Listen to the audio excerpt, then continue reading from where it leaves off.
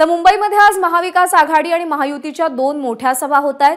महाविकास आघाडीच्या सभेसाठी शरद पवार, अरविंद केजरीवाल, मल्लिकार्जुन खरगे आणि उद्धव ठाकरे एकाच मंचावर असतील। मात्र प्रश्न हा आहे की मुख्य भाषणाची आणि शेवटच्या भाषणाची संधी कोणाला मिळणार।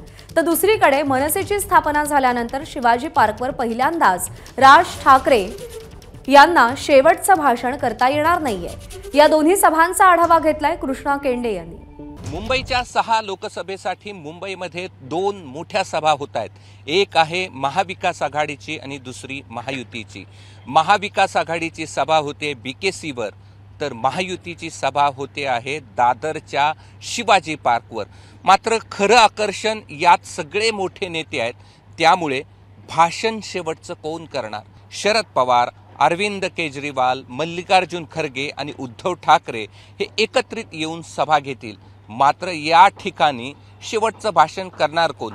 उद्धव ठाकरेंना मुंबईत शेवटचं भाषण करण्याची संधी मिळणार की मल्लिकार्जुन खरगे हा मोठा पक्ष म्हणून शेवटचं भाषण करणार?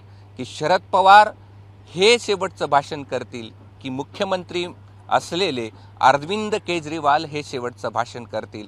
शेवटचं भाषण करणार कोण, कोण असणार सभेचा केंद्रबिंदू, हे मात्र आपल्याला अद्यापही स्पष्ट नाही आणि हे सभेदरम्यानच स्पष्ट होईल। महायुतीच्या मध्ये स्पष्ट आहे की नरेंद्र मोदी शेवटचं भाषण करतील, राज ठाकरेंना ती संधी मिळणार नाही। मात्र महाविकास आघाडीच्या सभेमध्ये शेवटचं भाषण करणार कोण, हा सस्पेन्स अद्यापही कायम आहे। त्यामुळे या सभेत कोण नेते काय मुद्दे मांडतं हे तितकं महत्त्वाचं आहे। तितकंच महत्त्वाचं इथलं आकर्षण असेल की शेवटचं भाषण उद्धव ठाकरे करणार की मल्लिकार्जुन खरगे, शरद पवार की अरविंद केजरीवाल?